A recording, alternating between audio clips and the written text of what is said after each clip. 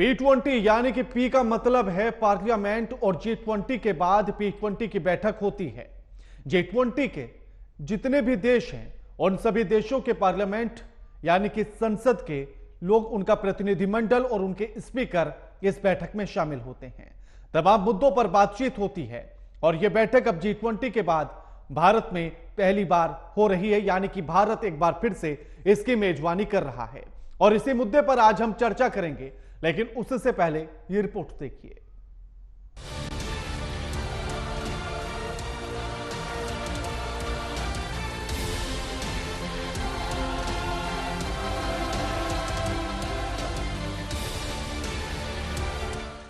G20 के बाद भारत में होने वाला P20 शिखर सम्मेलन एक अंतर्राष्ट्रीय वित्त मंच का आयोजन है, जिसमें दुनिया की 20 प्रमुख अर्थव्यवस्थाओं के वित्त मंत्रियों और केंद्रीय बैंक के गवर्नर शामिल होंगे।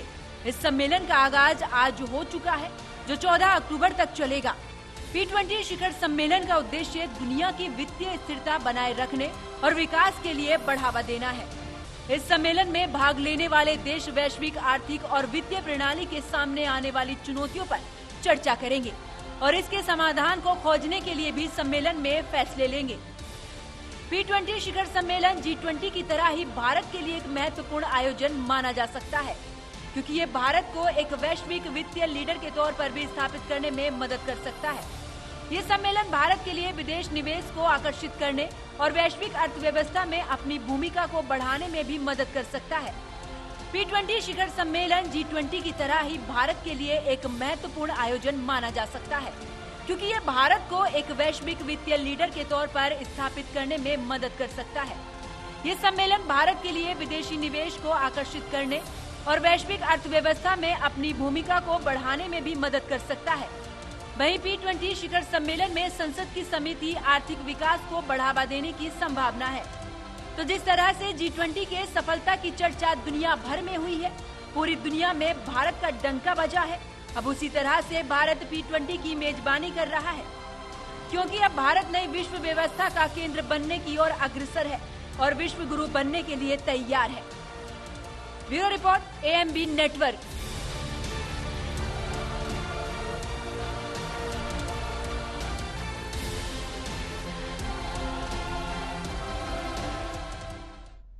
G20 की सफलता के बाद अब P20 जिसकी मेजबानी भारत कर रहा है, अब इसमें किस तरह से भारत मेजबानी करते हुए कीर्तिमान गढ़ेगा।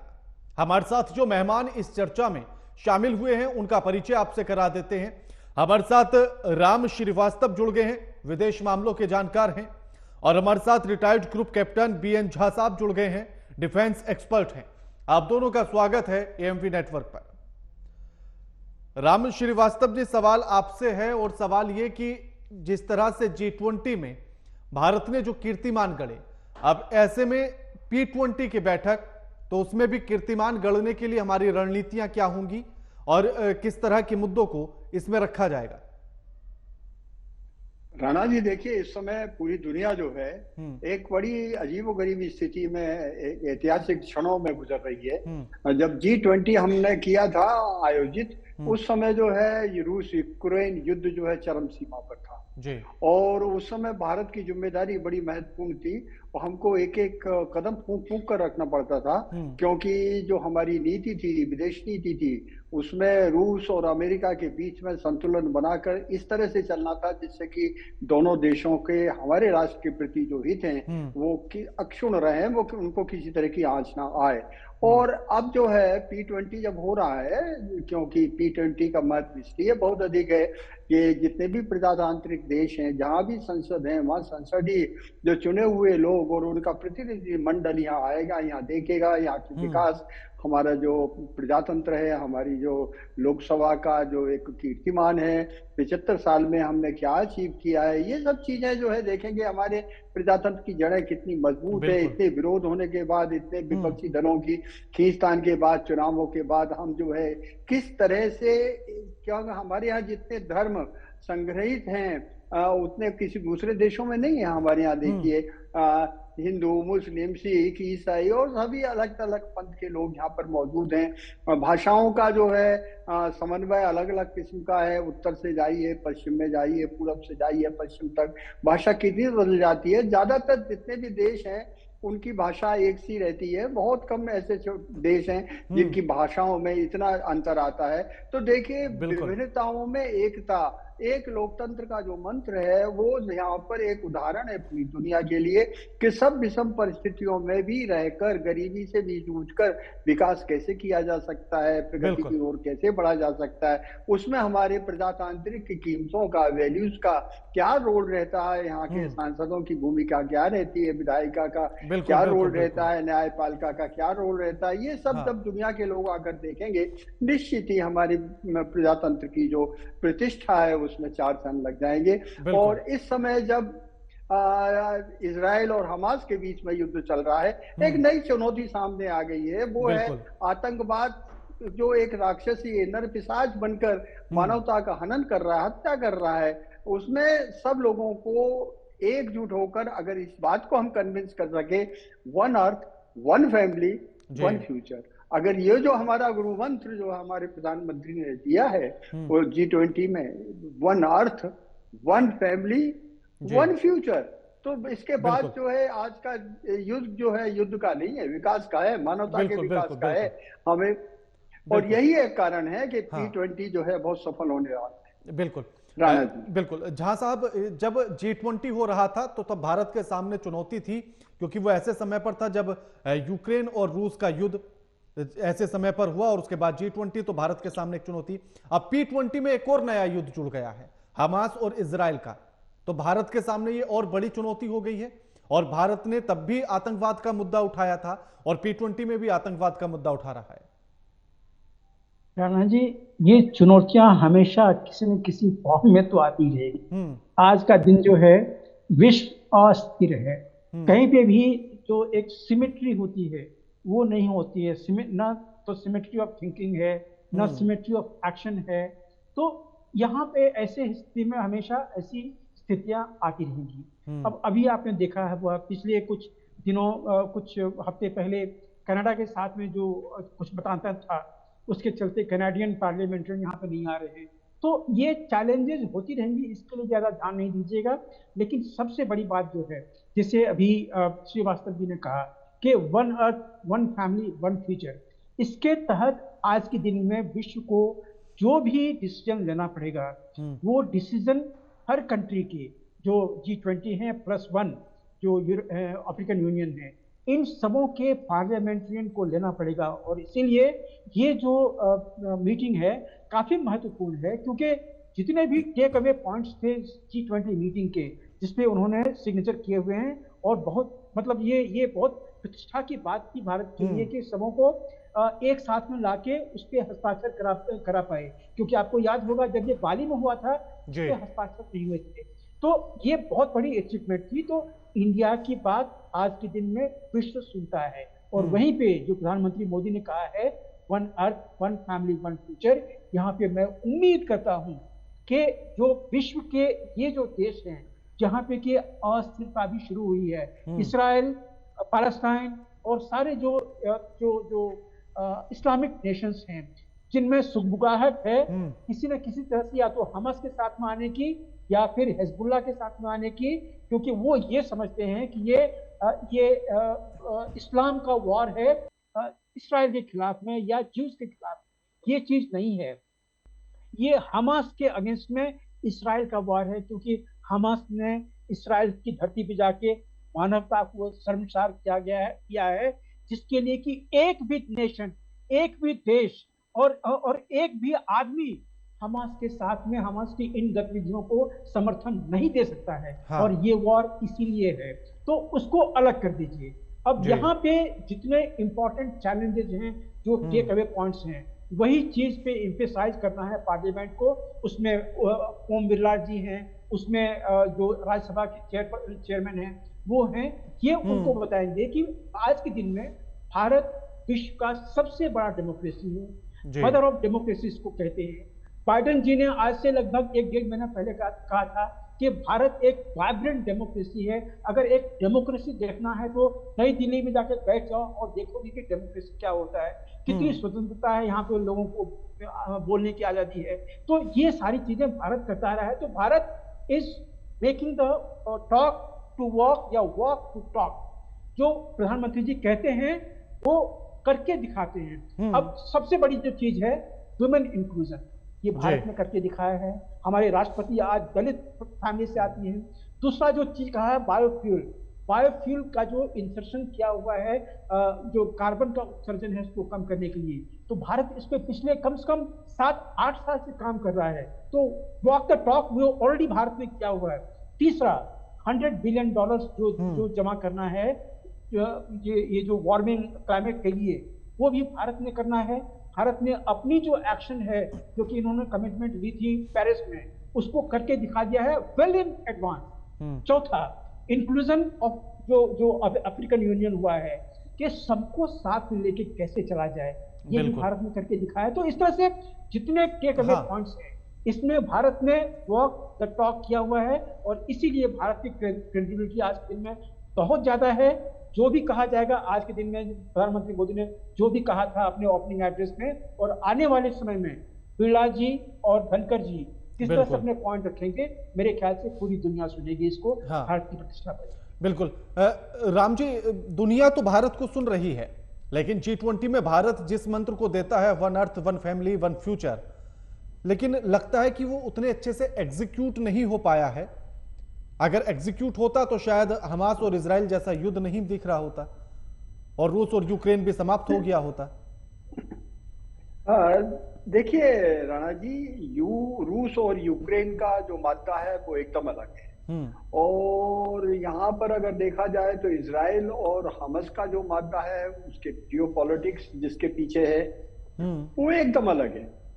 रूस और यूक्रेन का युद्ध का असली कारण जो था वो सोवियत संघ के टूटने के बाद यूक्रेन के वहां पर जो 6 उन्होंने परमाणु भट्टियां बनाई थी, उनका एग्रीमेंट ये था कि 2015 तक वो यहाँ बिजली सप्लाई करते रहेंगे रूस को।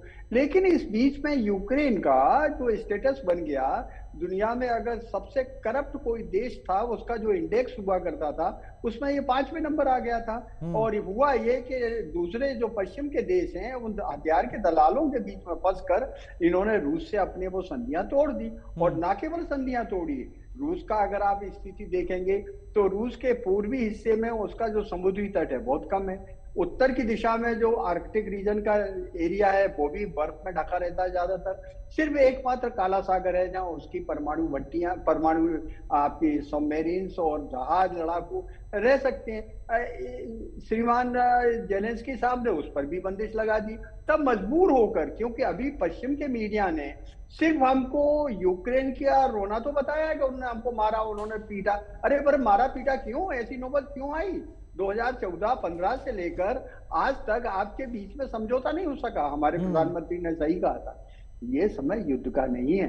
बिल्कुल आपसी डायलॉग डिस्कशन करके डिप्लोमेसी के द्वारा इसको सॉल्व करना चाहिए था। अब हाथ पैर जोड़ते फिर रहे हैं जेलेंस्की साहब, समझौता करा दो, क्योंकि पूरी तरह से देश को बर्बाद कर दिया। जेलेंस्की की जो स्थिति थी वो हकीकत में एक राजनीतिक बनने के पहले वो एक कॉमेडियन थे। उन्होंने पूरी अपने प्रलोभन में आकर वहां की जनता को, वहां के देश को, वहां की हालत को नस्ताबूद करा दी। और रहा सवाल हमास और इजराइल का, ये स्थिति अपने आप में विचित्र है। इसका इतिहास देखेंगे तो यरूशलेम इसमें जो है खास महत्वपूर्ण भूमिका निभाता है। यरूशलेम में जो है ईसाई धर्म के जो थे ईसा मसीह, यहाँ उनको क्रूसीफाई किया गया था, उनका पुनर्जन्म हुआ था, वो यहाँ से स्वर्ग गए थे। पैगंबर साहब भी यहाँ से उन्होंने विदा ली थी दुनिया से। और यहूदियों का जो स्थल है वो तो 4000 BC से पहले से चला आ रहा था। लेकिन ये ऐतिहासिक गड़बड़ थी कि नाजी ने इस तरह से यहूदियों को मारा, कूटा, भगाया।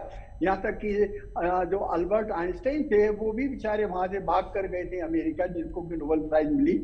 यहूदी जाति जो है बड़ी विद्वान है, बड़ी धनाढ्य है, बहुत मेहनती है।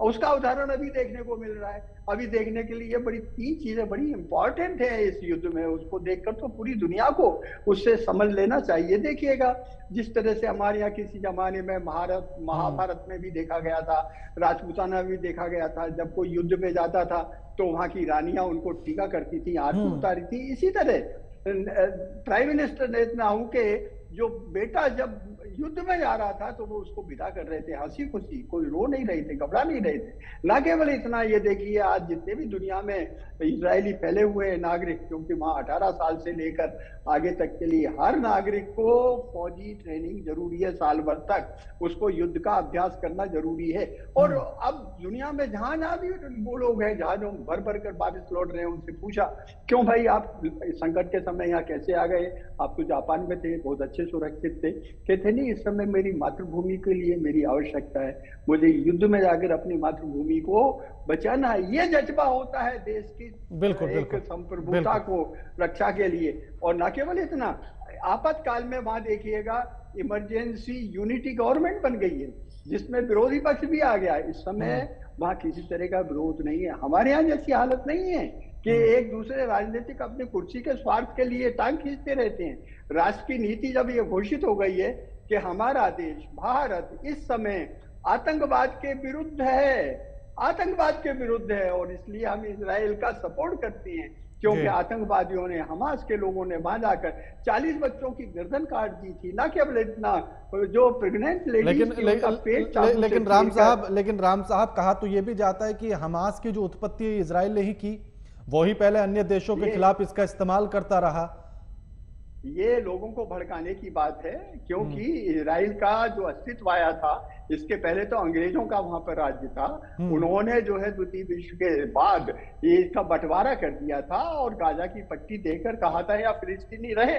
लेकिन उनका तो इस बीच में हमेशा ही उद्यम होता रहा। 1967 में इन्होंने क्या किया, सबने मिलकर और इस इजराइल के ऊपर आक्रमण कर दिया था। लेकिन इजराइल में इतनी ताकत थी कि 1967 में उसने इजिप्ट तक को, वहां तक स्वेज कैनाल तक पर अधिकार कर लिया था। फिर समझौता हुआ संयुक्त राष्ट्र संघ के द्वारा जिसमें इस तरह का विभाजन किया गया। लेकिन यहाँ पर जो फिलिस्तीनी लोग हैं, जो आतंकवादी हैं, वो असली में ये जो इसके पीछे जड़ है वो शिया और सुन्नी वाली है। ईरान शिया है, उसने इस तरह से भड़का कर, हथियार देकर, वहां पर सभी तरह की हरकतें करके, ये बिल्कुल स्थापित सत्य है, और आज दुनिया को 2 घरों में बांटने की कोशिश की है। लेकिन आज की तारीख में जब वहां पर हमास के एक नेता को पकड़ा गया तो उसकी गाड़ी में नहीं, बिल्कुल ISIS का झंडा मिला। बिल्कुल इसका मतलब ये पक्के आतंकवादी। बिल्कुल कैप्टन साहब, P20 की बैठक, और ऐसे में कनाडा ने अपनी दूरियां बना ली हैं इस बैठक से, तो क्या समझा जाए कि खालिस्तान का मुद्दा जिस तरह से उठा था और जो भारत लगातार आतंकवाद के खिलाफ अपनी आवाज को बुलंद कर रहा है, यह उसी का असर है कि कनाडा दूरी बना रहा है इस बैठक से? राणा जी, बायलैटरल और मल्टीलैटरल प्लेटफॉर्म्स बिल्कुल अलग होते हैं। जो कनाडा के साथ में चल रहा है वो बायलैटरल इश्यूज में, क्योंकि जिस तरह से कनाडा खालिस्तानियों का समर्थन करता रहा है, खालिस्तानियों को के आग में घी देता रहा हुआ है, खास करके प्रेजेंट गवर्नमेंट जिसके पास में कोई दूसरा चारा नहीं है, क्योंकि उनकी गवर्नमेंट गिर जाएगी अगर वो जो खालिस्तानी हैं अगर उससे हट गए तो कल को गवर्नमेंट इनकी गिर जाएगी। तो यहाँ पे जिस तरह से कनाडा के साथ में, कनाडा अपने साथ में अपने धरती पे खालिस्तानियों को पनाह दे रहा है और प्रोत्साहन दे रहा है, भारत को ये कतई एक्सेप्टेबल नहीं है। और जिस तरह से एलिगेशन लगाए थे अपने फ्लोर ऑफ द हाउस में कि गवर्नमेंट ऑफ इंडिया इसमें रिस्पॉन्सिबल है, ये तो कभी भी एक्सेप्टेबल नहीं है। क्योंकि अगर इस तरह की पॉलिसी होती तो जितने भी पॉलिटिकल अपोनेंट्स हैं, जितने भी जिहादीज हैं, जितने भी खालिस्तानीज हैं, जो भी इंडिया को शेम करके बाहर गए हुए, उनको तो भारत सरकार मरवा दी होती। इसके लिए 4-4, 5-5 साल आपको ब्रिटेन के कोर्ट में केस नहीं लड़ना पड़ता, बारबाडोस में केस नहीं लड़ना पड़ता। तो ये गलत था, ये कनाडा ने गलत किया था, और वहां पे जो भारत का स्टैंड है वो बिल्कुल ठीक है। अब आती है बात P20 की या G20। ये मल्टीलैटरल प्लेटफॉर्म है, यहाँ पे जो डिसीजंस लिए गए हैं, चाहे वहां के पार्लियामेंटेरियन आए या ना आए। आपको याद होगा जब G20 की मीटिंग हुई थी, इसमें शी जिनपिंग नहीं आए, लेकिन उसका अंजाम क्या हुआ? जो डिसीजन मेकिंग बॉडी थी, उन्होंने डिसीजन लेके, यूनानिमस डिसीजन लेके ये दिखा दिया कि Xi Jinping means nothing, his absence means nothing, business as usual can go on. तो ये सारी चीजें जो दिखाई है भारत ने, वो उसके ऊपर में ध्यान देना पड़ेगा, और इसके लिए मोदी सरकार को, मोदी जी की जिस तरह से हैंडलिंग हुई थी, उसको, उसकी सराहना हर प्लेटफॉर्म पे करनी पड़ेगी। तो अब जब कनाडा यहाँ से अपने आप को एब्सेंट रखा है, कोई बात नहीं, उनको एब्सेंट रखने दीजिए, लेकिन जो टेक अवे पॉइंट्स थे जिसपे सारे G20 देशों को अपने पार्लियामेंट में जाके डिसीजन लेना है, चाहे वो फाइनेंशियल डिसीजन हो, विमेन लेड हो, बायोफ्यूल के बारे में हो, या और कोई चीज हो, इसके ऊपर में किस तरह से आगे काम करना है, ये उनके पार्लियामेंट में, उनके पार्लियामेंट्रियंस को, उनके लॉ मेकर्स को ये डिसीजन लेना पड़ेगा। और यहाँ जो आज की जो गतिविधि चल रही है G20 की, ये वही चीज दिखाएगा कि किस तरह से होगा।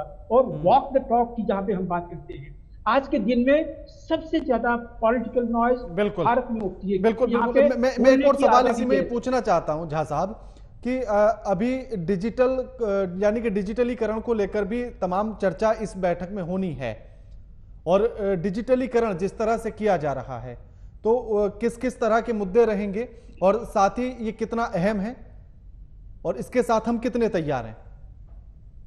देखिए, ये बहुत बड़ा चीज है, क्योंकि भारत सबसे बड़ा देश है, इतनी बड़ी आबादी यहाँ की है, और इसमें से एक बहुत बड़ा तबका, लगभग 20% ऐसा है जो इलीगल इमिग्रेंट है यहाँ पे, जिसका कहीं कोई नामो निशान नहीं, लेकिन वो हमारे धरती पे है। तो डिजिटाइजेशन जो चल रहा है, चाहे वो होम मिनिस्ट्री के अंदर में हो, फाइनेंशियल मिनिस्ट्री के अंदर में हो, डिफेंस के अंदर में हो, या पूरे गवर्नमेंट को, आज के दिन में गवर्नमेंट ऑफ इंडिया ने ये अपना मंशा बना लिया है कि डिजिटाइजेशन जो है वो मूल मंत्र है।